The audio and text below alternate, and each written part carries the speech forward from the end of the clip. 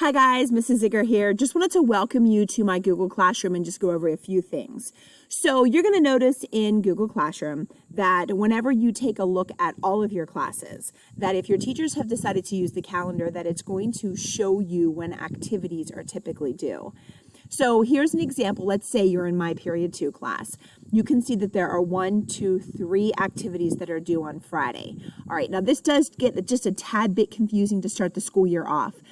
Because we do not have remote Wednesdays, your assignments for the first week of school are actually going to be due on Friday. However, any other time, when we have a typical week where we all have remote Wednesdays, your assignments are always going to be on Wednesdays. Yeah, a little confusing, right? All right, so let's take a peek. So when you jump into the Google Classroom, you're going to see that it says my name, what period, and then reading. It gives you the class code here, and we'll be using this to join whenever we're in class together face to face.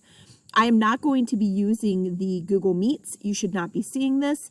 And when you take a look at first, you're going to see the stream. The stream is going to be where I'm going to be posting just some general announcements. Maybe I'll be saying hello, showing you some type of video that's funny with my pets or something that's going on around in my house.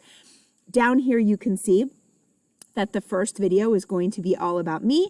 It's actually going to show you my pets, which are adorable, and some other facts about me that I think you might find interesting. As a student, you can actually comment. So you'll be able to come down here and you'll be able to make comments and comment to each other within the stream. Now, your assignments. Oh, and before I jump over there, if you take a look over here, it says upcoming.